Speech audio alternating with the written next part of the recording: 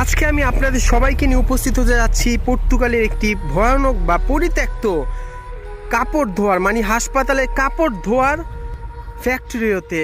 কথিত আছে এই ফ্যাক্টরিতে আপনার যত হাসপাতালে যত ধরনের লাশ বলেন বা মর্গ বলেন সকল কাপড় চোপড় এখানে আসতো এবং এই ফ্যাক্টরি সেই সকল জামা কাপড় ধোয়া হতো। আর এখানে নাকি বিভিন্ন ধরনের প্যারানর্মাল অ্যাক্টিভিটিস ঘটনা ঘটে, অর্থাৎ ভুতুড়ে কর্মকাণ্ড হয় এই ফ্যাক্টরিটার ভিতরে। আর সেখানে আজকে আমি আপনাদের সবাইকে নিয়ে একা যাচ্ছি। তাহলে চলেন।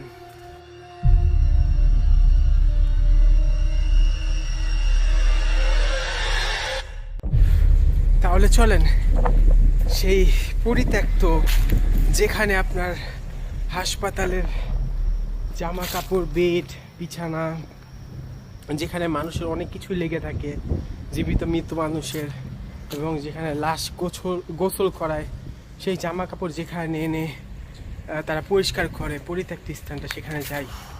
দেখেন পুরা পরিত্যক্ত, দেখেন দেখছেন পুরাপুরি পরিত্যক্ত হয়ে গেছে, সম্পূর্ণ স্থানটা পরিত্যক্ত, পুরা পরিত্যক্ত। আমি অনেক জায়গায় গেছি কিন্তু এত বড় পরিত্যক্ত স্থানে হয়তো আমি আগে আসি নাই। আউযুবিল্লাহি মিনাশ শাইতানির রাজিম। দেন কোনো একটা মানুষ নাই। আউযুবিল্লাহি মিনাশ শাইতানির রাজিম। বিসমিল্লাহির রহমানির রহিম।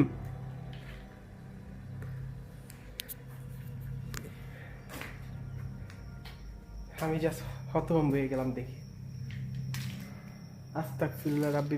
এখানে রাসায়নিক পদার্থের গন্ধ, কারণ আপনারা দেখতে পাচ্ছেন আমার পিছনে আপনার যে এই সব বিছানা, চাদর, যেমন লাশ গোসল করার পরে যে কাপড়গুলো থাকে এগুলির মধ্যে অনেক ধরনের জিনিসপত্র লেগে থাকে, রক্ত, এইসব। তখন তারা এগুলি ব্যবহার করে আপনার সেই জিনিসগুলি মানে সেই এই দেখেন। আউযুবিল্লাহি মিনাশ শাইতানির রাজিম। বিসমিল্লাহির রহমানির রহিম। আমি জানি না এই জায়গাটা কি হন্টেড না, কিন্তু গন্ধ, কিন্তু আমি আপনাদের দেখাইতে নিয়ে আসছি পরিত্যক্ত স্থানটা, যে সরি টু সে প্রচণ্ড গন্ধ, এখানে প্রচণ্ড গন্ধ।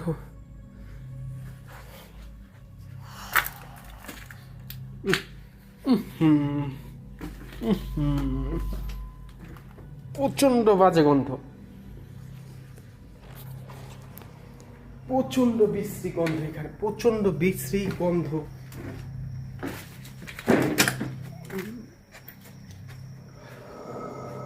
কি অবস্থা দেখেন, যা যত কিছু আছে ছিল সব এভাবে পরিত্যক্ত, সব এভাবেই পরিত্যক্ত হয়ে আছে। আল্লাহ। আচ্ছা, ভালো কথা, যদি এরকম পরিত্যক্ত স্থান যদি আমাদের দেশে থাকতো, বাংলাদেশে, তাহলে কি, আপনাদের কাছে প্রশ্ন আমার, তাহলে কি সেই জিনিসগুলি কিভাবে পড়ে থাকতো? যেমন এখানে দেখতে পাচ্ছেন হাসপাতালের চাদর, সাদা কালারের অনেক কিছুই। ওহো আল্লাহ, আল্লাহ।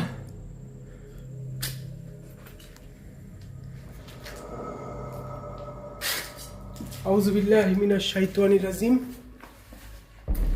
বিসমিল্লাহির রহমানির রহিম।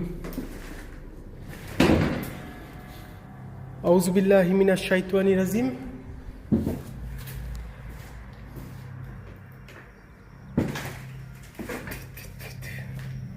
আমার কলজাটা দেখতে উঠছে আপনার। এই জানলাটা বাড়ি মারছে মনে হইলো আমার কাছে কেউ। আউযুবিল্লাহি মিনাশ শাইতানির রাজিম। বিসমিল্লাহির রহমানির রহিম। এই মুহূর্তটার জন্য আমি প্রস্তুত ছিলাম না। আউযুবিল্লাহি মিনাশ শাইতানির রাজিম। দেখেন কিভাবে সম্পূর্ণ পরিত্যক্ত। আচ্ছা, এই বিল্ডিংটা আমি ঢুকতে পারিনি কিনা একটু দেখি আমি। আউযুবিল্লাহি মিনাশ শাইতানির রাজিম। বিসমিল্লাহ। এই আল্লাহ, ইয়াল্লা ইয়াল্লা আউযু বিল্লাহি মিনাশ শাইতানির রাজিম। বিসমিল্লাহির রহমানির রহিম। আস্তাগফিরুল্লাহ রাব্বি মিন কুল্লি যামবি ওয়া আতুবু ইলাইহি। কি বড় মেশিন পড়ে আছে দেখছেন, এগুলি যেগুলিতে ধোয়া হইতো আর কি।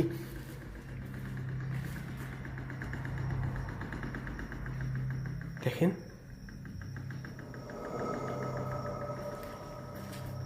আউযু বিল্লাহি মিনাশ শাইতানির রাজিম।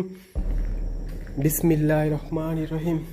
এই দেখেন এখানে আপনার সেই জামা কাপড় বা হাসপাতালের যা আসতো তা রোগীদের পরানোর ড্রেস, পরা নিচে রোগীদের পরানোর ড্রেস, সেই হাসপাতালে যা হাসপাতাল থেকে আসার পরে সেই জিনিসগুলো এখানে ধোয়া হইতো। আউযু বিল্লাহি মিনাশ শাইতানির রাজিম। বিসমিল্লাহির রহমানির রহিম। আস্তাগফিরুল্লাহ রাব্বি মিন কুল্লি যামবি ওয়া আতুবু ইলাইহি। লা হাওলা ওয়ালা কুওয়াতা ইল্লা বিল্লাহিল আলিয়্যিল আযীম। অপরিষ্কার যা কিছু ছিল সব এখানে আসতো। আল্লাহ, মানে এখানে আসতো লোহা, এগুলি যদি বাংলাদেশে পড়ে থাকতো, এত লোহার জিনিস এইসব বিক্রি করে যে কোনো মানুষ কেজি দরে বিক্রি করে এখন কোটিপতি হয়ে যেতে পারে। কোটিপতি না হইলেও লাখপতি হইতে পারতেন। এখানে যে পরিমাণ আপনার লোহার জিনিসপত্র পড়ে আছে দেখেন, যে পরিমাণ লোহার জিনিসপত্র পড়ে আছে দেখেন, এগুলি সব লোহা। যদি এগুলি বাংলাদেশে থাকতো তাহলে এগুলি বিক্রি করে যে কোনো মানুষ একদিনেই লাখপতি বা কোটিপতি হইতে পারতো। কোটিপতি না হইতে পারলেও লাখপতি হইতে পারতো, কয়েক লাখ টাকা এগুলি সেল করে পারতো। আর এই এখানে দেখেন 2008 সাল থেকে কিভাবে পড়ে আছে। আউযু বিল্লাহি মিনাশ শাইতানির রাজিম। বিসমিল্লাহির রহমানির রহিম। কুল হুয়াল্লাহু আহাদ আল্লাহুস সামাদ লাম ইয়ালিদ ওয়া লাম ইউলাদ ওয়া লাম ইয়াকুল লাহু কুফুয়ান আহাদ। আউযু বিল্লাহি মিনাশ শাইতানির রাজিম।